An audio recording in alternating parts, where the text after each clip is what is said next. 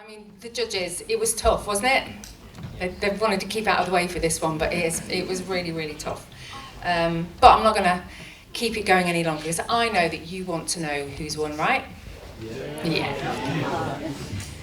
So, how do we want to do this? Am I just reading them out? Yeah, read them. Okay. I want to be surprised this year. So, without further ado.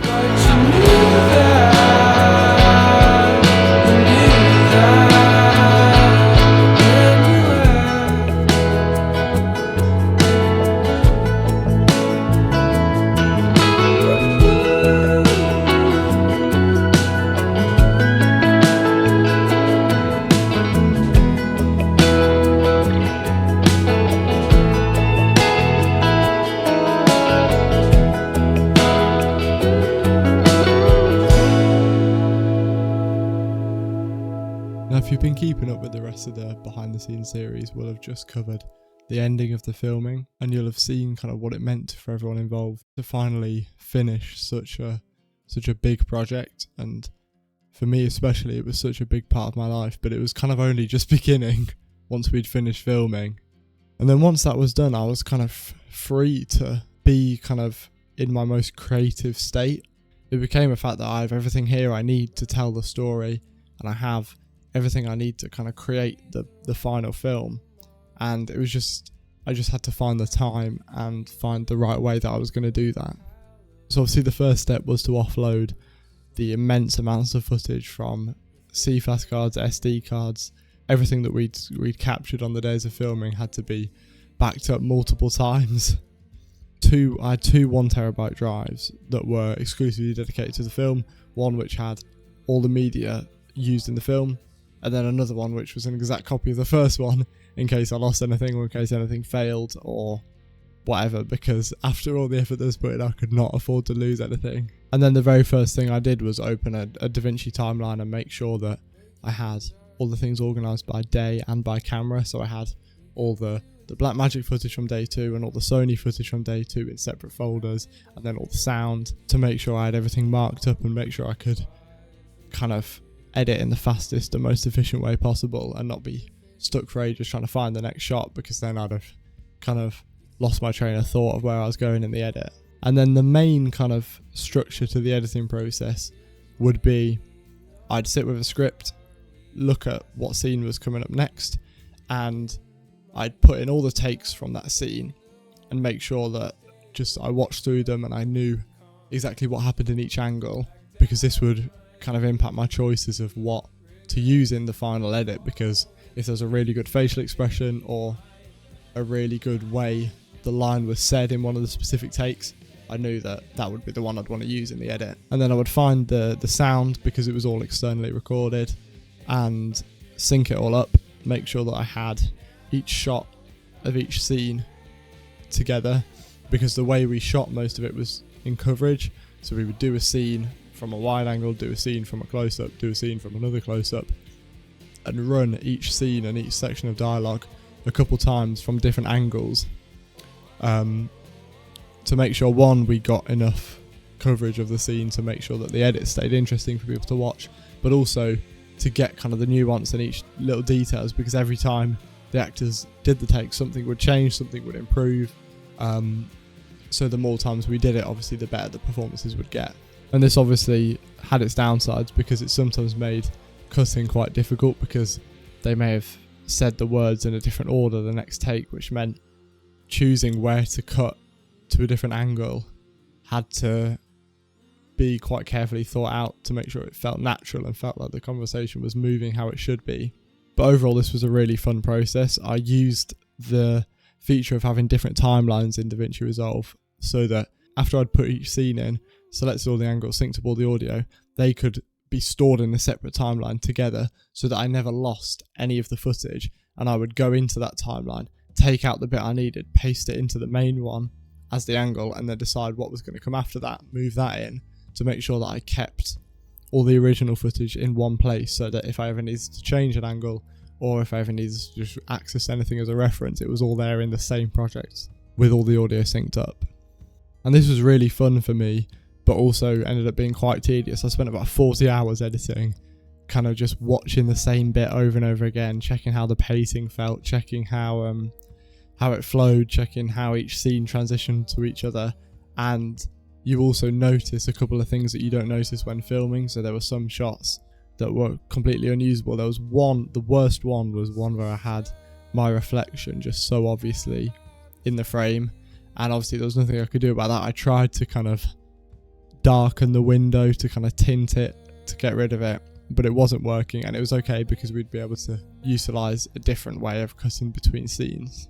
Well, I had a lot of fun working out the transitions between scenes. A technique that I used so much was J-cutting, where the audio comes in before the video to make it kind of a smoother cut, make it less harsh on your mind as you're watching it.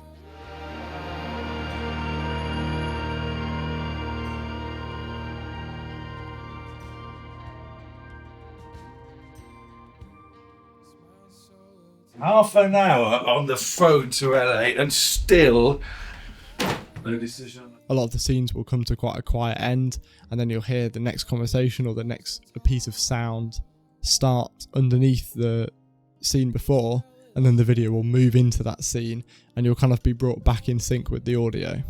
There were some more quite tedious bits though that I didn't kind of fully expect, one of which was how inconsistent the audio was because of how we were shooting. You'd film from a certain angle, which meant the microphone couldn't be in the same place it was before, so it would be in a different area and the sound would be so different that it was a lot of work for me to EQ each clip and make sure that when the angle cuts, the sound doesn't feel like it's suddenly in a different place or feel like you're suddenly listening to a different conversation even though you are. And there were some bits as well in the theatre where we filmed one of the most integral scenes on the final day of filming. Because of their building rules and like fire safety things, they had to have little green exit lights and fire escape lights on at all times, which took away from like the dark void I was trying to create, which meant I had to do a lot of kind of masking out to get rid of those and conceal them so that it looked like she was in just a complete void because it's supposed to be taking place in her head. I know I just mentioned that the sound design was very tedious, but some of it was really fun. I really enjoyed adding in separate effects. So one thing that was quite cool that you may not notice in the film is the glasses that she uses to drink the wine out of are all plastic, and I sat right here with this microphone, put it on a stand and recorded myself placing a glass down on the table, picking it up, doing all sorts of little actions with this glass so that I had tiny little sound bites to place in, and I sync those up on top of the audio from the plastic cups and cut that out so that the sound kind of makes you believe that it's a glass that she's picking up. I also used a load of sounds that I downloaded from various places on the internet or from sound packs that I've bought to kind of build up a soundscape in a lot of the scenes. Something I really enjoyed was creating the atmosphere in the office.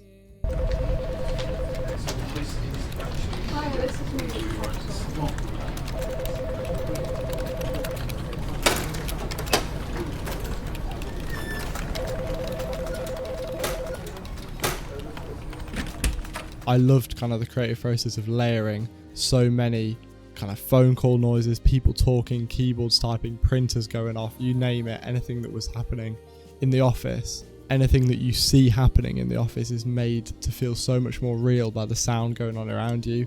It's kind of something that's often overlooked in films, especially like student films, but it was something I really wanted to get right for my first film, because when you think about it, a film can trigger two of the senses, sight and hearing, so it's kind of 50% of the impact you can make is through the hearing, so kind of you've got to put as much effort into it as you do with the visuals. Another scene I want to highlight is where she gets back really late from work and she's supposed to be feeling really lonely and isolated, and the raw scene had none of that come across very well, other than her body language and facial expressions, but it wasn't kind of enough to make you really care about the scene.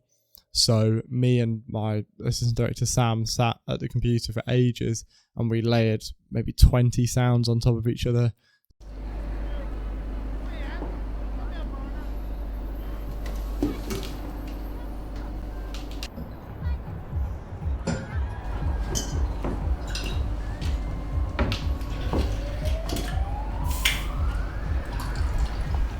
to really kind of emphasize how isolated she is in her own flat.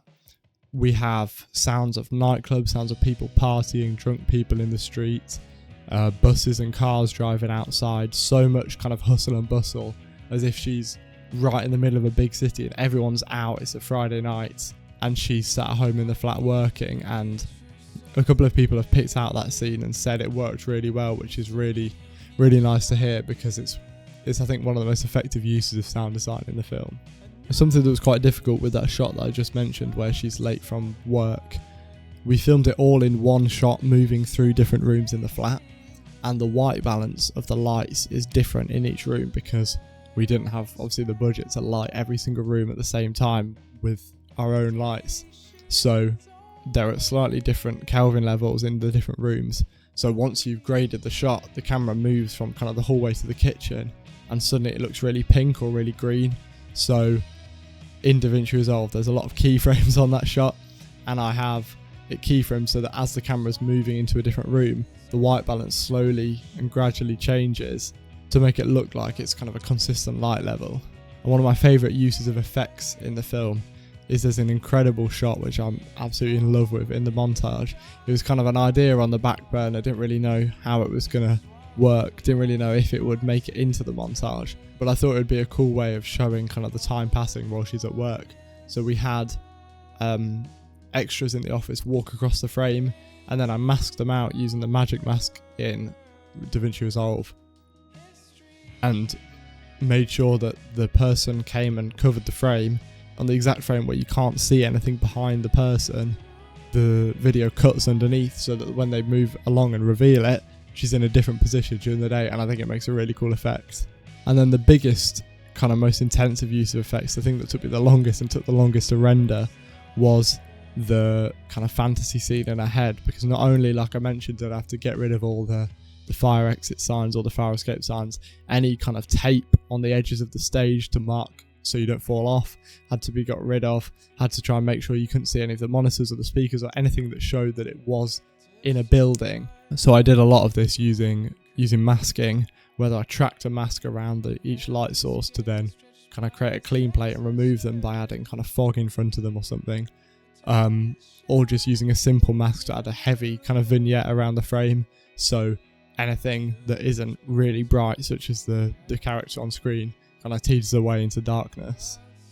Now the colour grade is one of my favourite parts of the film. I wanted to keep it feeling quite natural to stick with like the genre of the film and make it feel kind of real. So I wanted to keep a slightly muted colour palette, but I wanted to accentuate the reality to make it feel kind of like real life, but just slightly better, slightly more kind of aesthetically pleasing. So there's a slight change in colour in the different scenes, something to make them feel distinctive. And this means that each scene has its own visual identity and feels different from the last. It also helps to distinguish between the scenes in the flat and the scenes in the office, making the office feel kind of a lot more muted and a lot more miserable, whereas her flat feels more alive and more homely. Going into the details of it, I added a lot of colour density to each shot and a lot of contrast without using colour space transforms, which means you have a lot more control over exactly how much density you put in different colours, how much saturation and luminance is in each colour. And because all the footage was obviously originally in log, it meant there was a lot of flexibility for me to kind of craft the look how I wanted and not necessarily be held back by how it was filmed on the day. And an advantage was that I already knew how I was going to grade it when we were filming, so that all I had to do from a kind of director of photography point of view on the day was make sure I had a kind of a base exposure set, make sure I had enough light going into the frame, and then I knew that because the grade was going to be quite natural, I could kind of leave all the creative decisions up to post. Another technique I used was using the curves and turning on editable splines to make sure that the highlights kind of roll off softly rather than having a harsh edge to them, which again makes it feel a little softer, a little more filmic, and just this slightly accentuated kind of look at reality. And then the final touch in the last node of every clip, there's a Dehancer film emulation plugin, which I just used Dehancer to add some grain and had some halation and bloom, and just kind of make it feel a little more almost nostalgic through the use of film emulation at the end. One final thing about the editing, I was struggling to work out what was going to happen by way of title card. I like the idea of having a cold opening, and this really made me want to just slap the viewer straight in there with the opening and make sure that there's no context and you're constantly figuring stuff out throughout the first few minutes of the film, which meant there wasn't kind of room for any titles or sequences at the beginning.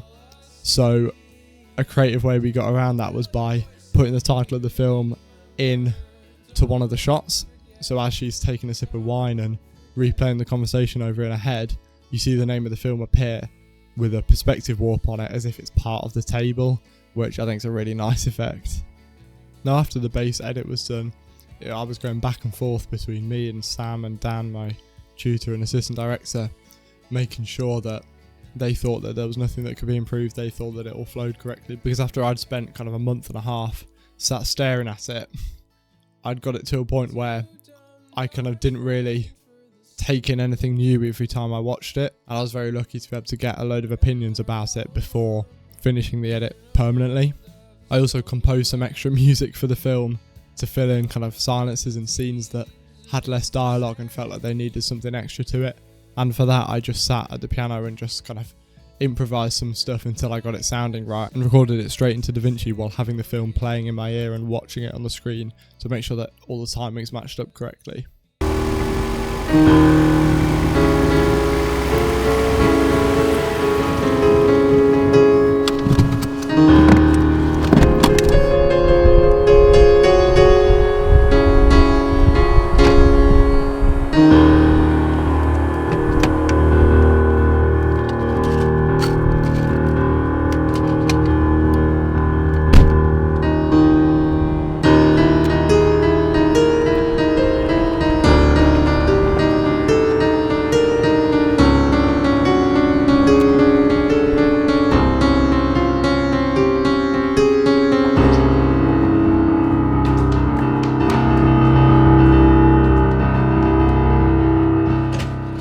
And then after that, I got the film ready, submitted it, and it was time to kind of show everyone.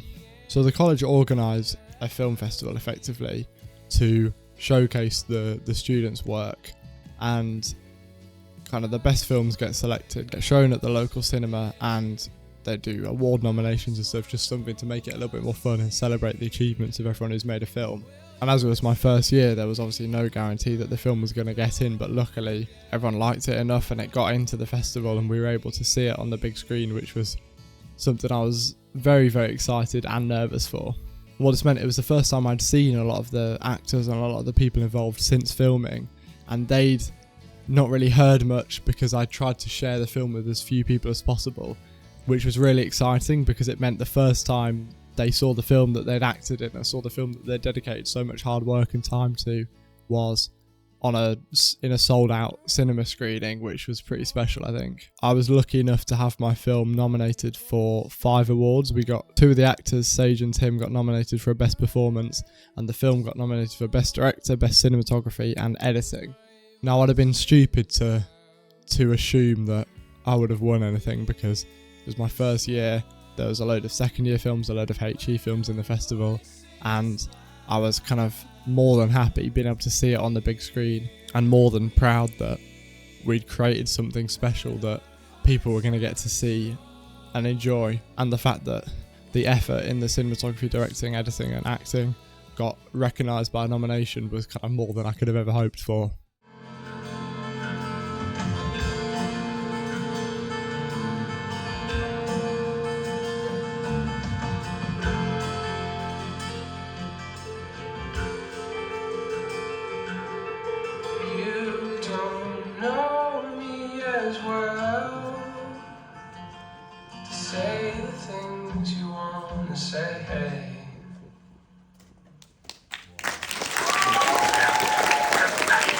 So we watched it. There was about 20 films in the festival, I think. Careering was just before the interval, halfway through.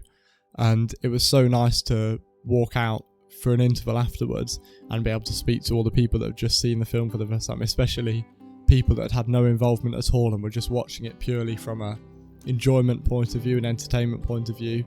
And I got some really valuable feedback and really kind of positive positive messages from people after this, and it was such a nerve-wracking experience kind of getting to the film before mine and knowing everyone's about to see it, but also just incredible to watch it on such a huge scale and see kind of every little detail and every kind of ounce of hard work that not just me but so many people had put into it.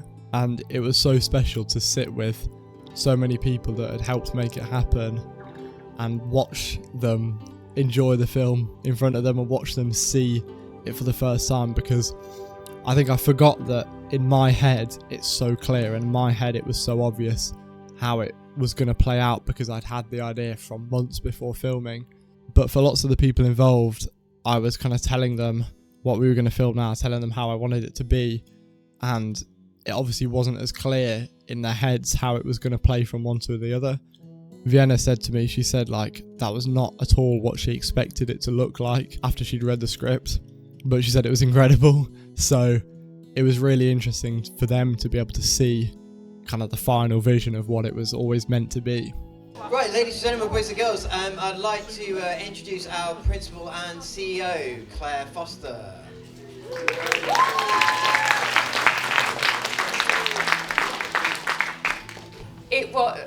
The judges, it was tough, wasn't it?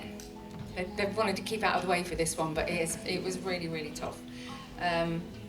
So, without further ado.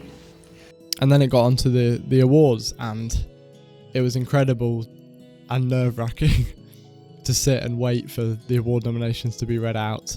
It was really, really special. The quality of every single film was phenomenal. I was blown away by so many of the films that I'd seen nothing about, because it was just outstanding. I think everyone's a credit to themselves for making their own individual projects, and mine is just kind of a small part of what this celebration was about. If I'd have to have predicted if I would have won an award, I thought cinematography was going to be my best shot. So I think that's my strongest point, and that's something that came across the best in the film. And a colleague of mine, Keegan, and his cinematographer Ben, they won Best Cinematography for Keegan's James Bond inspired film, which was incredible. And then after that I could relax and just enjoy the rest of the evening, because there was no chance at any of the other awards, especially not in my first year. Anthony, who filmed all the behind the scenes footage, he won the best performance role, which was incredible. But best performance tonight goes to Anthony Zinelli.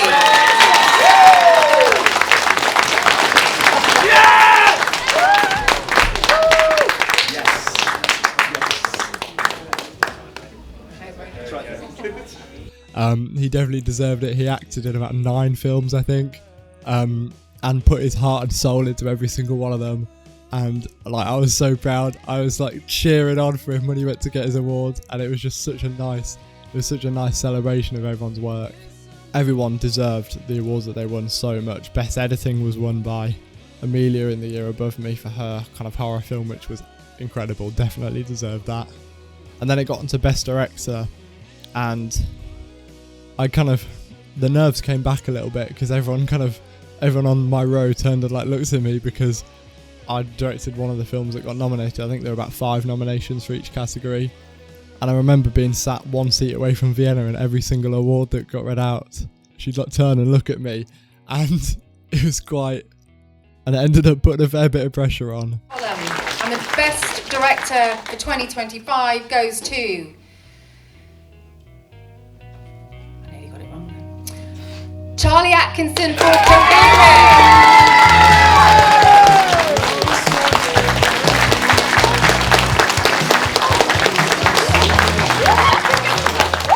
And then, to my surprise, I won Best Director, which is one of my most proudest achievements ever. I think to have been recognised for the work that I put into the film is more than I could have ever asked for, and if I was to say I'd expected that, it would have been a disservice to all the other films. Genuinely, there was some incredible stuff on display, and some incredible hard work had been put in by so many people. And I was my fair share of shocked and also honoured to be able to go up and collect this award. And it was just so surreal, to be honest, because being able to sit there with everyone that had been involved in the film and everyone who had seen it happen and seen me try my best at directing something, to then win an award of recognition for that was just incredible. And then the final thing was the last award of the night, which was the overall winner of the festival. The judges, who were a mixture of the principal and assistant principal at the college, 2 kind of heads in media production at a very prestigious media company. The film that they'd effectively rated the highest was the winner of the overall festival. Films like that just don't happen overnight. They've taken hours and hours of filming, shooting, editing, and the quality has been, again, exceptional. So it's been a really hard choice. But I'm delighted to announce that the winner of the best film for the Film Festival of 2025 goes to Careering.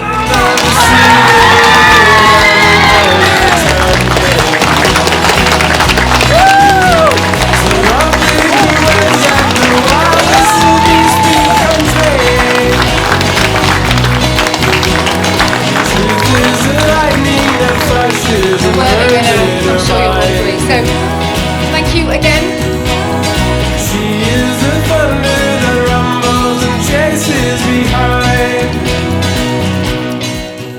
I still can't believe it, to be honest, the fact that these people enjoyed the film so much that they thought it was the best on display, when genuinely there was so much incredible stuff on show. Very surreal. I didn't get up at first. I was kind of like, is that me? Is this real?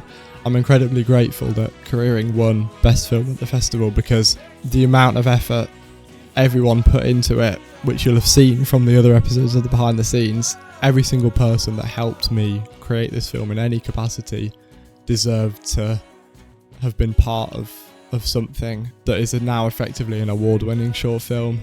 It's just a credit to the dedication to everyone who listened to my silly little idea and wanted to give up their time, their effort and their talent to help make it happen. And I couldn't be prouder of everyone. Some final thoughts I'd like to add is I'd just like to say thank you to Charlie for giving me this opportunity and this experience, because it did feel like a proper experience to be around new people and to look at behind the scenes with the cameras, and to look and like even just seeing the shots after they had been taken was like a cool moment to watch. It was easy to do and it was a breath of fresh air and it was really nice. I'd like to thank everyone involved because of that. I think the only thing I'd like to add is that it was really good fun. It was hard work. I can't deny that there was a lot to do. It was great. It was a real kind of team enterprise, and it worked very well because everybody seemed to know what they were doing and they did it. They were reliable and everything sort of worked like clockwork in the end. So it was really good. I was so excited to do it because I knew it was going to be such a good experience, and it was. I had such a fun time. I just enjoyed it and everyone I met was great, and I'm very grateful that Charlie let me come and help. Being an assistant director for Charlie was very easy, very fun, an experience that is probably going to go down as one of my favourites of this course. I'm just overwhelmed with pride that I was able to be part of that production, even in such a relatively small capacity. But yeah, I'm hoping to see it on the big screen, and I look forward to doing any more productions like that in the future with Charlie. You heard you got it right when he said I've won the film festival. You got that. Yeah, I got that. Yeah.